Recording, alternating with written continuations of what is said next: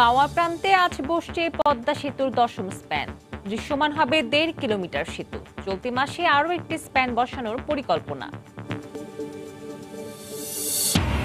৩ বছর পর মানবতা বিরোধী অপরাধ মামলার আপিল শুনানি শুরু। মৃত্যুদণ্ডপ্রাপ্ত জামায়াত নেতা এটিএম আজহার ও জাতীয় পার্টির নেতা কায়সারের শুনানি ১৮ জুন। অন্যের জীবন বাঁচাইতে গিয়ে আমার ভাই আজ দেশের মধ্যে নাই। আমার ভাই ছিল আমার পরিবারের সম্বল। আমার ভাইয়ের জন্য দোয়া করবেন, আমার ভাইয়া যেন জান্নাতবাসী হন। ফায়ারম্যান সোহেল রানাকে বীরোচিত বিদায়। সতীর্থদের হাহাকারে হৃদয় বিদারক পরিবেশ। গ্রামের বাড়ি কিশোরগঞ্জের ইটনায় দাফন। ফেনীতে আগুনে পুড়িয়ে দেওয়া মাদ্রাসা ছাত্রী নুসরাতকে এখনই সিঙ্গাপুরে নেওয়া সম্ভব নয়। ভিডিও কনফারেন্সের পর জানালেন চিকিৎসকেরা। আটককৃতদের ৪ জনকে ৫ দিন করে রিমান্ডে। এবং নরসিংদীতে পূর্ব শত্রুতার জেরে ঘরের ভেতর আটকে রেখে ৩ বোন সহ ৪ জনকে আগুন দেওয়ার অভিযোগ। ঘটনা সম্পর্কে কিছুই বলতে পারে না এলাকাবাসী।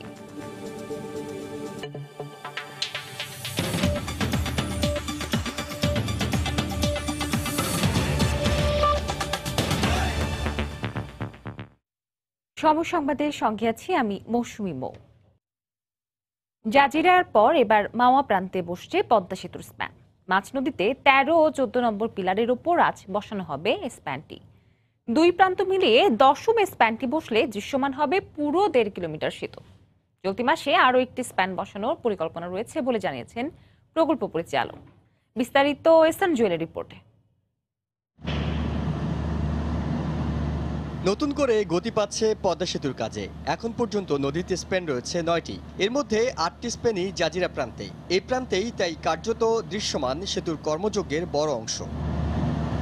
বাকি যে একটি স্প্যান মাওয়ার ৩ ও ৪ নম্বর পিলারে বসানো আছে, এটি মূলত সাময়িকভাবে রাখা এখানে। ৫ ও ৬ নম্বর পিলারের কাজ পুরো শেষ হলে এই স্প্যানটি সেখানে সরিয়ে নেওয়া হবে।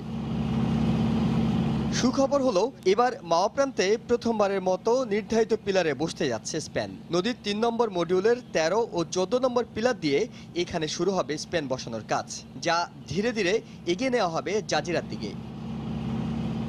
মাওয়া প্রান্তে আরও বেশ কটি পিলার পুরো প্রস্তুত বলে চলতি মাসেই ২টি স্প্যান তোলার পরিকল্পনা সেতু কর্তৃপক্ষের। এপ্রিলে আমাদের 2 তো মিনিমাম হওয়া উচিত, আর বেশিও হতে পারে, কারণ আমাদের সেকেন্ড আর একটা ট্রাস ইরেকশনের ট্রাস আমাদের আসছে। এটা দিয়ে ধরে রেখে ওয়েল্ডিং করে যেটা রেখে, ওয়েল্ডিংটা করতে ধরে রেখে অনেক সময় লাগে। তো সেই সময়ের জন্য দেখা যাচ্ছে এটা পারে নাই। তো আমরা এপ্রিলে আমাদের আরও বেশি টার্গেট। এ লক্ষ্যে যে স্প্যানটি বসানো হবে সেটি তুলে দেওয়া হয়েছে ৪,০০০ মেট্রিক টন ওজন বহনে সক্ষম বিশ্বের সর্বাধুনিক ক্রেনে।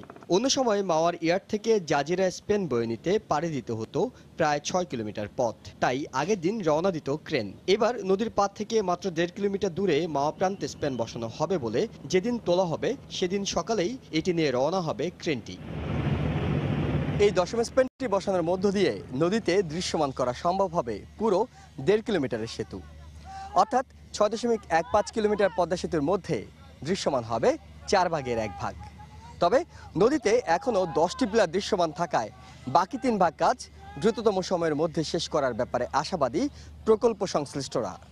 ইহসান জুয়েল, সময় সংবাদ, জাজিরা, শরীয়তপুর। বৈরী আবহাওয়ার কারণে পদ্মা সেতু ১০ম স্প্যান বসানো নিয়ে সৃষ্টি হয়েছে নানা শঙ্কা। এই মুহূর্তে মুন্সিগঞ্জে পদ্মা সেতুর মাওয়া প্রান্তে রয়েছেন রিপোর্টার এহসান জুয়েল। বিস্তারিত জানতে সরাসরি চলে যাচ্ছি তার কাছে। জুয়েল, আজ এই ১৩ এবং ১৪ নম্বর পিলারের উপর বসবে, সেটি কিন্তু পিলারের কাছে নির্ধারিত যে দুটি পিলার তাদের কাছে পৌঁছে গিয়েছে। ঘন্টা দুয়েক আগেও যখন সরাসরি আপনাদের জানাচ্ছিলাম সংশয়ের কথা, আজকার এইখানকার আবহাওয়া এবং ঘন কুয়াশা, কালো মেঘ সবকিছু মিলে ঝড়ের একটা আশঙ্কা ছিল। সেই কারণে স্প্যানটি নিয়ে এই ভাসমান ক্রেনটি সেটি রওনা দেবে কিনা সেটি নিয়ে একটি সংশয়ের কথা জানাচ্ছিলাম, কিন্তু সংশয় কেটে গিয়েছে। সকাল ৮:৩০ নাগাদ স্প্যানটি নিয়ে ক্রেনটি রওনা দেয় মাওয়ার ইয়ার্ড থেকে, এবং খুব কাছে যেহেতু প্রায় ১.৫ কিলোমিটার ২ কিলোমিটার দূরত্বে এটি বসানো হচ্ছে মাওয়ার ইয়ার্ড থেকে, তাই খুব বেশি সময়ও কিন্তু লাগেনি ক্রেনটি স্প্যানটি নিয়ে আসতে। কারণ দুটো বিষয় এখানে ছিল। একটি বিষয় হলো যে যেহেতু দূরত্ব কম তাই আসতে তেমন একটি বেশি সময় লাগেনি। দ্বিতীয় বিষয় হলো অন্য সময় ক্রেনটি যেহেতু অনেক বেশি ভারী, এটি বয়ে নেওয়ার জন্য নদীর একটি গভীরতা দরকার হয় তলদেশের। আর এইবার স্প্যানটি যেহেতু নদীর একেবারে মাঝ নদীতে বসানো হচ্ছে, মূল চ্যানেলের মধ্যে বসানো হচ্ছে, যেখানে গভীরতা অনেক বেশি, তাই ক্রেনটি নিয়ে আসতেও কিন্তু খুব বেশি সময় লাগেনি। সব মিলে 20-25 মিনিটের মধ্যেই কিন্তু এটি রওনা দেওয়ার মধ্যে এটি পৌঁছে গিয়েছে ক্রেনের কাছে, পিলারের কাছে। তবে এটি তুলতে কিছুটা সময় নেওয়া হচ্ছে, কারণ দুই পাশে প্রথমে অ্যাঙ্করিং এর বিষয় রয়েছে। ক্রেনটি অ্যাঙ্করিং করে এটিকে ঠায় দাঁড় করিয়ে রাখা হয়েছে, পরে আস্তে আস্তে করে এটিকে, এর মধ্যে হয়তো ক্যামেরা চোখে দেখতে পাচ্ছেন যে বেশ উপরে তোলা হয়েছে, পিলারের কাছাকাছি দূরত্বে তোলা হয়েছে, তবে পুরোটাই তোলা হয়নি। এটিকে উপরের দিকে তোলা হবে, তারপর ক্রেনটি নিয়ে সামনের দিকে এগোনো হবে এবং সামনের দিকে এগিয়ে আসার পরে দুটো পিলারের মধ্যে একেবারে সুতোয় সুতোয় মিলিয়ে এটি বসিয়ে দেওয়ার প্রক্রিয়া হবে। সবকিছু মিলে এইখানে হয়তো আজকের আনুষ্ঠানিকতা শেষ করতে, অর্থাৎ এই 10ম স্প্যানটি নদীর 13 এবং 14 নম্বর পিলার উপর বসিয়ে দিতে 1.5 কিলোমিটার পদ্মা সেতু দৃশ্যমান করতে আরও 3 থেকে 4 ঘন্টা সময় দরকার হবে, কারণ আস্তে আস্তে এখানকার প্রকৌশলীরা কাজটি এগিয়ে নিচ্ছেন এবং এখনও সূর্য উঠেনি। এইখানে এখনো হয়তো ঘন কুয়াশা আছে, আপনারা হয়তো ছবিতেও দেখতে পেয়েছেন যে খুব একটা স্পষ্ট করে ছবিটা দেখা যাচ্ছে না, তবে কিছুক্ষণের মধ্যেই সেই কাজটি শুরু হয়ে যাবে। আর শুরু হলে যেটি বলছিলাম যে 1.5 কিলোমিটার দৃশ্যমান করার বিষয়, সেটি বাস্তবে রূপ নেবে। ছিল আমার কাছে সবশেষ খবর। বৈরী আবহাওয়ার কারণে পদ্মা সেতুর 10ম স্প্যানটি আজকে বসানো যাচ্ছে কিনা তা নিয়ে দেখা দিয়েছে সংশয়। মুন্সিগঞ্জের পদ্মা সেতুর মাওয়া প্রান্ত থেকে সে খবর জানাচ্ছিলেন সহকর্মী এহসান জুয়েল। প্রায় 3 বছর পর শুরু হলো 71 মানবতা বিরোধী অপরাধ মামলার আপিল শুনানি। সকালে প্রধান বিচারপতির নেতৃত্বে আপিল বিভাগের 4 সদস্যের বেঞ্চ মৃত্যুদণ্ডপ্রাপ্ত জামায়াত নেতা এটিএম আজহারুল ইসলাম ও জাতীয় পার্টির নেতা সৈয়দ মোহাম্মদ কায়সারের আপিল শুনানির দিন 18 জুন ধার্য করেন। ওই দিন প্রথমে এটিএম আজহারের আপিল শুনানো শুরু হবে। শুনানি শেষ হলে নিষ্পত্তি করা হবে কায়সারের আপিল। প্রধান বিচারপতি বলেন, যুদ্ধাপরাধ মামলার আপিল শুনানি করতে দেরি হয়ে গেছে। মানবতা বিরোধী অপরাধের মামলায় 2014 সালের 30 ডিসেম্বর জামায়াত নেতা এটিএম আজহারকে মৃত্যুদণ্ড দেন আন্তর্জাতিক অপরাধ ট্রাইব্যুনাল। একই অভিযোগে জাতীয় পার্টির নেতা সৈয়দ কায়সারের মৃত্যুদণ্ডের আদেশ হয় 2014 সালের 23 ডিসেম্বর। এরপর তারা এই রায়ের বিরুদ্ধে আপিল করেন।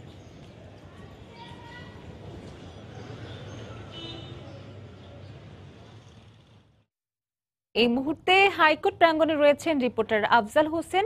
সরাসরি চলে যাচ্ছি তার কাছে। আফজাল,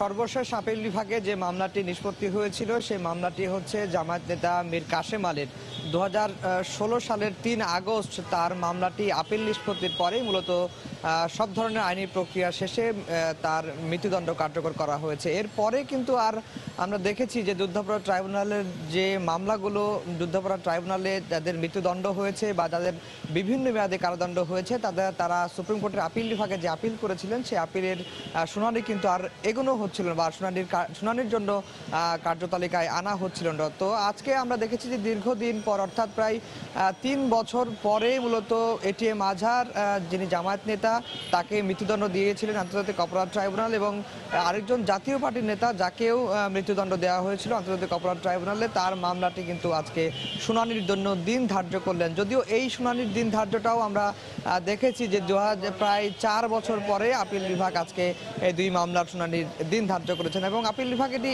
স্বীকার করেছেন যে এই মামলাগুলোর আপিল শুনানি করতে দেরি হয়ে গেছে। অর্থাৎ দীর্ঘ বিরতির পরে আপিল শুনানির, যেহেতু আজকে আজহারের মামলাটি শুনানির দিন ধার্য করলেন, তখনই প্রধান বিচারপতি সৈয়দ মাহমুদ হোসেন তিনি স্বীকার করে বলেছেন যে এই মামলাগুলোর শুনানি করতে দেরি হয়ে গেছে, এই মামলাগুলো আরও যত দ্রুত সম্ভব শুনানি করা যায় সেই জন্য তারা একটি উদ্যোগ নেবেন। এবং অ্যাটর্নি জেনারেলের পক্ষ থেকেও যেটি জানানো হয়েছে যে দ্রুত যেন এই মামলাগুলোর শুনানি নিশ্চিত করা হয় এবং অ্যাটর্নি জেনারেলের বক্তব্যের পরই কিন্তু প্রধান বিচারপতি সৈয়দ মাহমুদ হোসেন আমাদেরকে আদালতে বলেছেন যে আগে এই মামলার এটিএম আজহারের আপিল শুনানি শুরু হবে এবং আপিল শুনানি শেষ হওয়ার পরেই মূলত জাতীয় পার্টির নেতা সৈয়দ মোহাম্মদ কায়সারের আপিল শুনানি শেষ হবে এবং এরপরেই মূলত যে রিভিউয়ের প্রক্রিয়া, সেই রিভিউর প্রক্রিয়ার পরেই মূলত রায় যাই হোক সেই অনুযায়ী পরবর্তী আইনি পদক্ষেপ নেওয়া হবে। তবে এটি নিশ্চিত যে এটি একটি স্বস্তির খবর। দীর্ঘদিন ধরেই যেহেতু আন্তর্জাতিক অপরাধ ট্রাইব্যুনালের যে দণ্ডগুলো হয়েছিল সেই দণ্ডের বিরুদ্ধে যারা আপিল করেছিলেন তাদের আপিলগুলো শুনানি হচ্ছিল না, তো আজকে দীর্ঘদিন পরে হলেও এটিএম আজহার এবং জাতীয় পার্টির নেতা সৈয়দ মোহাম্মদ কায়সারের আপিল শুনানির দিন ধার্য করেছেন আপিল বিভাগ। এই জন্য রাষ্ট্রপক্ষ এবং আন্তর্জাতিক অপরাধ ট্রাইব্যুনালের প্রসিকিউটররা সন্তোষ প্রকাশ করেছিলেন, কারণ তারা দীর্ঘদিন ধরেই আপিল যে ঝুলে আছে তাদের যে ঝুলে থাকা আপিলগুলো নিষ্পত্তির দাবি জানিয়ে আসছিলেন। তো এই ছিল হাইকোর্ট থেকে আমার কাছে সবশেষ খবর। বউ এটিএম আজহার এবং কায়সারের আপিল শুনানির সর্বশেষ খবর জানাতে হাইকোর্ট প্রাঙ্গণ থেকে আমাদের সঙ্গে যুক্ত হয়েছিলেন সহকর্মী আফজাল হোসেন। সংবাদে আরো থাকছে, পহেলা বৈশাখ সামনে রেখে বরিশালের পাইকারি বাজারে বেড়েছে ইলিশের দাম, চাহিদার তুলনায় সরবরাহ কমের অজুহাত বিক্রেতাদের। সহকর্মী স্বজনদের চোখের জল, শ্রদ্ধা আর ভালোবাসায় অনন্ত অসীমের পথে যাত্রা করলেন ফায়ারম্যান সোহেল রানা। গতকাল সকাল 11টায় ফায়ার সার্ভিস সদর দফতরে জানাজা শেষে দাফনের জন্য মরদেহ নেওয়া হয় কিশোরগঞ্জের ইটনায়। সেখানে তার দাফন সম্পন্ন হয়। অশ্রু সজল চোখে ভাইয়ের হয়ে সবার কাছে ক্ষমা চান সোহেলের ছোট ভাই উজ্জ্বল মিয়া। হৃদয়ের হাহাকার নিয়ে সোহেল রানাকে স্মরণ করেন সহকর্মীরা। খান মোহাম্মদ রুমেলের রিপোর্টে বিস্তারিত।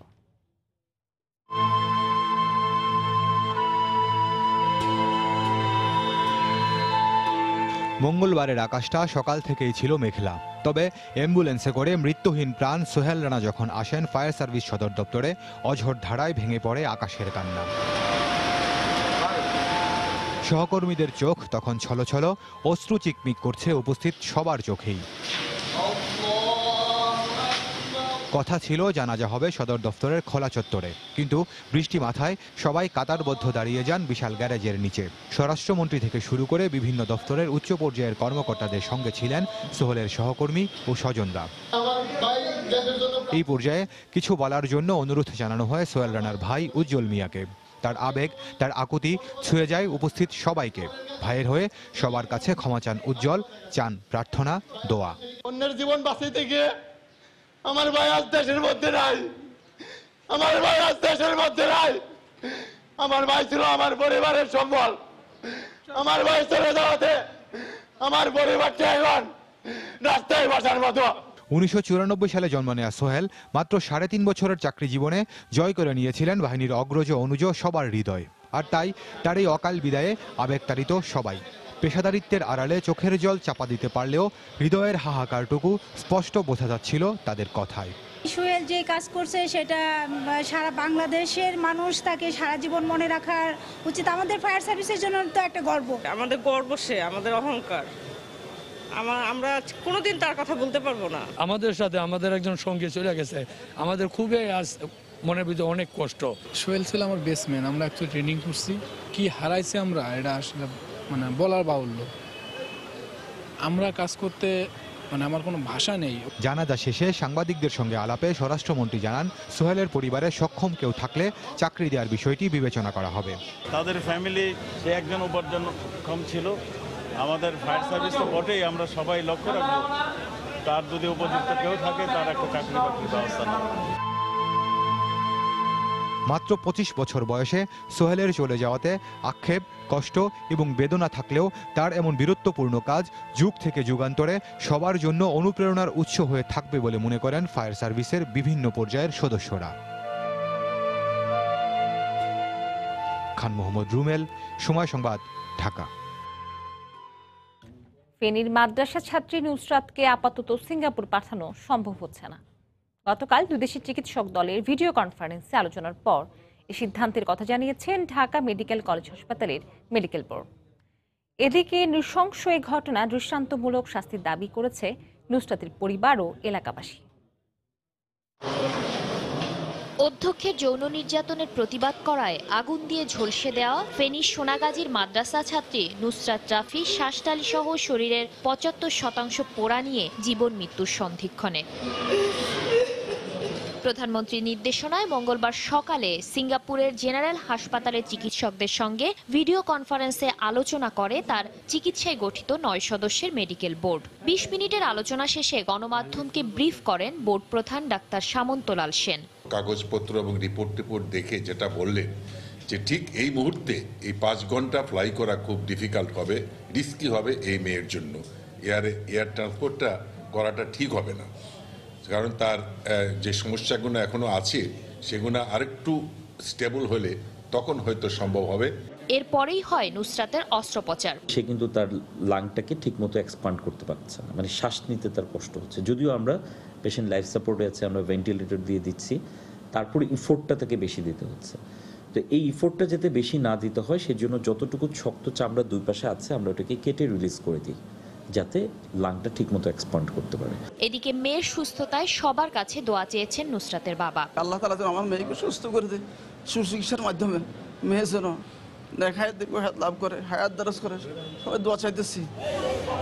এমন ঘটনার দৃষ্টান্তমূলক শাস্তি দাবি করেছেন এলাকাবাসী। একটা শিক্ষার্থী যদি তার নিরাপত্তা যদি না থাকে, পরীক্ষা দিতে গিয়ে যদি পরীক্ষার হলে আমার মেয়েকে আমার বোনকে যদি নিরাপত্তাহীনতার মধ্যে থাকতে হয়, তাহলে এর থেকে বড় বর্বরতা, নৃশংসতা, এর থেকে বড় নিরাপত্তাহীনতার আর কোনো জায়গা থাকতে পারে না। আমরা আশা করব এই মামলাটি যাতে খুব সুন্দরভাবে, মাননীয় প্রধানমন্ত্রীও নির্দেশ দিয়েছেন, যেই হোক সে তাকে আইনের আওতায় আনতে হবে। ইনশাল্লাহ আমরাও আশা করছি আইনের আওতায় আসবে।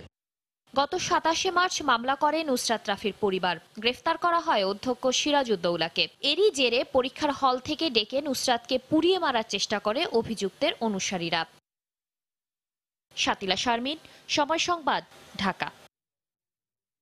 এদিকে নুসরাতকে আগুনে পুড়িয়ে হত্যা চেষ্টার ঘটনায় আটককৃতদের মধ্যে 4 জনকে 5 দিন করে রিমান্ডে দিয়েছেন আদালত। গতকাল বিকেলে ফেনীর জুডিশিয়াল ম্যাজিস্ট্রেট এ নির্দেশ দেন। এই ঘটনায় 8 জনের নাম উল্লেখ করে মামলা দায়েরের পর এক সহপাঠীকে আটক করা হয়েছে। এদের মধ্যে জোবাইর নামে এক আসামিকে গতকাল রাতে গ্রেফতার করেছে পুলিশ। মঙ্গলবার বিকেলে মাদ্রাসা শিক্ষার্থী নুসরাত জাহানকে পুড়িয়ে হত্যার চেষ্টার ঘটনায় গ্রেপ্তার 7 জনের মধ্যে 4 জনকে ফেনী সিনিয়র জুডিশিয়াল ম্যাজিস্ট্রেট আদালতে হাজির করা হয়। প্রত্যেকের 7 দিনের রিমান্ড আবেদন করে পুলিশ। শুনানি শেষে নূর হোসেন, কেফায়েতুল্লাহ, আলাউদ্দিন ও শাহিদুলের 4 দিন করে রিমান্ড মঞ্জুর করেন বিচারক।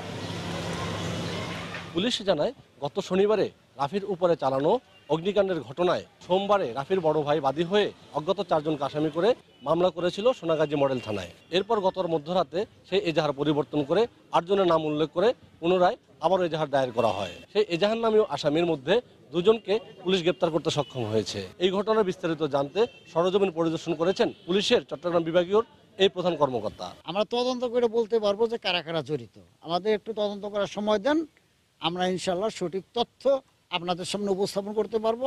এই মামলাতে কিছু ভুলভ্রান্তি থাকতে পারে স্যার, আমি আরেকটু পরিবার এবং সবার সাথে বসে আমি আরেকটা কপি পাঠাচ্ছি। তো সেই প্রেক্ষাপটে এই ক্ষেত্রে কয়েকজন স্পেসিফাইড কিছু নাম আসছে। অন্যদিকে এই ঘটনায় দফায় দফায় তার সহপাঠীদেরকে ডেকে এনে করা হচ্ছে জিজ্ঞাসাবাদ। আমরা তো এরকম আশা করি না, পরীক্ষা প্রিপারেশন নিচ্ছে অনেক ভালো করে, এখন তো মাঝখান দিয়ে এরকম কি করবে, এখন ডাকতে আসতে হচ্ছে। এখন ওরা কি জন্য ডাকতেছে ওরা না জানে, আমরা তো এগুলো কিছু বুঝি না। এদের মধ্যে প্রধান আসামি অধ্যক্ষ সিরাজউদ্দৌলা গত 27 মার্চের সিলতানের ঘটনায় আগেই জেলে রয়েছেন। এ ঘটনার প্রতিবাদে সকালে ফেনী শহরে একটি মানববন্ধন করেন নারীদের একটি সংগঠন। তাদের দাবি দ্রুত দোষীদেরকে আইনের আওতায় আনা হোক। আতিয়ার সজল, সময় সংবাদ, ফেনী। নরসিংদীর রায়পুরায় পুরানো বিরোধের জের ধরে ঘরের বাইরে থেকে দরজা বন্ধ করে একই পরিবারের 3 বোন সহ 4 জনকে আগুন দেওয়ার অভিযোগ করেছে। গতকাল ভোরে উপজেলার লোচনপুরে এই ঘটনা ঘটে। অগ্নিদগ্ধরা ঢাকা মেডিকেলের বার্ন ইউনিটে ভর্তি রয়েছেন। তবে আগুনের ঘটনা সম্পর্কে কিছুই জানাতে পারেনি এলাকাবাসী। স্থানীয়রা জানান, সম্প্রতি নরসিংদীর রায়পুরা উপজেলার লোচনপুরের দুলাল মিয়া হত্যাকাণ্ডের পর শামসুল মিয়ার 2 ছেলে সোহাগ ও বিপ্লব মিয়াকে আসামি করা হয়। এরপর থেকে শামসুল মিয়ার পরিবার গা ঢাকা দিয়েছিল। আদালত থেকে কিছুদিন আগে বিপ্লব জামিনে মুক্তি পায়। এরপর গতকাল সোমবার বিকেলে নিজ বাড়িতে আসেন বিপ্লব মিয়ার পরিবারের সদস্যরা। আসার পরপরই ভোরে নিজ বাড়িতে অগ্নিদগ্ধ হয় বিপ্লব মিয়ার 3 বোন ও ফুফু। অগ্নিদগ্ধরা হলো রায়পুরা উপজেলার লোচনপুর গ্রামের শামসুল মিয়ার মেয়ে প্রীতি, সুইটি, মুক্তামণি এবং তাদের ফুফু আব্দুল খালেকের স্ত্রী খাতুন্নেসা। তবে কিভাবে আগুনের ঘটনা ঘটল সে সম্পর্কে কিছু বলতে পারছে না এলাকাবাসী ও স্থানীয় জনপ্রতিনিধিরা। এই দিক ধরে গেছে একটা বাচ্চা আর ওই দিক গেছে একটা মহিলা, এখানে বলছে যে আগুন লাগছে। আগুন লাগার পরে হয়তো এখানে এই ফায়ার সার্ভিসের গাড়িও আসছে। ফায়ার সার্ভিস আসে বলে কোনো আগুন টাগুন দেখে নাই, তারা বলে আবার উল্টা গালাগালি করে গেছে। একটু আগুন আইলো এখানে কয় মানুষে পড়ছে নাকি হারা নিজে পড়ছে না আমরা জানি না। অন্যদিকে ফায়ার সার্ভিস কর্মীরা জানান, আগুনের ঘটনা শুনে তারা ওই বাড়িতে গিয়ে কিছু কাপড়ে আগুন দেখে সাথে সাথে নিভিয়ে ফেলে, তবে কাউকে বাড়িতে পায়নি। ভিতরে গিয়ে দেখি কিন্তু আগুনের গন্ধ গন্ধ আসে। তারপরে পিছনে ঘুরে গেলাম, পিছনে গিয়ে দেখি একটা রুমের মধ্যে এক জায়গার মধ্যে আগুন জ্বলতেছে। তবে অগ্নিদগ্ধদের দাবি, ঘরের বাইরের থেকে দরজা লাগিয়ে আগুন ধরিয়ে দেওয়া হয়েছে। চতুর্দিকে কেরাসিন আর পেট্রোল ডালছে, আর চতুর্দিক দিয়ে সবাই দাঁড়া রয়েছে যাতে এরা না বাড়িতে পারে। তারপরে এটা জ্বালার পরে আগুন করছে, আগুন করার পরে আবার বোমা মারছে। আর আমার বাবার কোনো ভাইও নাই, শুধু একলা, মানে বাবা মারার পর আমরা সব মিলে মারা তারা এই জমি বুক করবো। 4 জনের মধ্যে হচ্ছে সবচেয়ে ছোট জন, যে 11 বছর বয়স, তার শরীরে 15% পুড়েছে। কিন্তু ইম্পর্টেন্ট ব্যাপার যেটা সবচেয়ে চ্যালেঞ্জিং, তার পুরো ফেসটা পুড়ে গেছে, এমন সিভিয়ার ইনহেলেশন ইনজুরি, তার ভয়েসও চেঞ্জ হয়ে গেছে। সো তাকে আমরা খুবই আশঙ্কাজনক হিসেবে চিহ্নিত করেছি। এদিকে খবর পেয়ে ঘটনাস্থল পরিদর্শন করে পুলিশ সুপার জানান, অগ্নিকাণ্ডের প্রকৃত রহস্য উদ্ঘাটনে তদন্ত নেমেছে পুলিশ। এখানে যে ঘটনাটি ঘটেছে এটি আসলে ভিকটিমদের সাথে জিজ্ঞাসাবাদ করতে হবে, আমাদের আরও তথ্য প্রমাণ নিতে হবে, বিস্তারিত আরও তদন্ত করতে হবে, তদন্ত সাপেক্ষে আমরা বলতে পারবো। এ ঘটনায় এখনো পর্যন্ত কোনো মামলা হয়নি। সময় সংবাদ, নরসিংদী। সময় সংবাদে আরো থাকছে, বাগানে নয় আমি ফরমালিন দেওয়া হয় আড়তগুলোতে, দাবি বাগান মালিকদের। ক্ষতিকর রাসায়নিক প্রয়োগ বন্ধে পুলিশ মোতায়েনের নির্দেশনায় সন্তোষ, হয়রানি না করার দাবি। আত্মসমর্পণ না করলে কোনো চরমপন্থী রেহাই পাবে না বলে হুঁশিয়ারি উচ্চারণ করেছেন স্বরাষ্ট্রমন্ত্রী আসাদুজ্জামান খান কামাল। গতকাল পাবনায় প্রায় 600 চরমপন্থীর আত্মসমর্পণ অনুষ্ঠানে এই কথা বলেন তিনি। এদিকে আস্থার অভাবে যারা আত্মসমর্পণ করতে পারছেন না তাদের জন্য পরিবেশ গড়ে তোলার আহ্বান জানিয়েছেন আত্মসমর্পণকারী চরমপন্থী নেতারা। পাবনা থেকে ওমর ফারুকের রিপোর্টে বিস্তারিত। 1999 সালের পর দক্ষিণ পশ্চিম অঞ্চলে আবারও চরমপন্থীদের আত্মসমর্পণ, এবারও শেখ হাসিনা সরকারের হাত ধরেই। বেলা গড়াতেই পাবনা স্টেডিয়ামে পুলিশের ব্যবস্থাপনায় জড়ো হন 4টি নিষিদ্ধ সংগঠনের প্রায় 600 সদস্য। এরই মধ্যে নিজ নিজ এলাকায় আত্মসমর্পণের অংশ হিসেবে জমা দেয়া শখানেক আগ্নেয়াস্ত্রও প্রদর্শন করা হয়। আত্মসমর্পণকারীদের পক্ষে বক্তৃতায় চরমপন্থী নেতা আর্ট বাবু জানান, আস্থার অভাবে তাদের কিছু সদস্য ইচ্ছা থাকার পরও আত্মসমর্পণ করেননি। সরকার আমাদের এই আয়োজনের মধ্যে দিয়ে আজকে ডেকে এখানে আত্মসমর্পণ করিয়ে ছেড়ে দিবে, ব্যাপারটা তা না।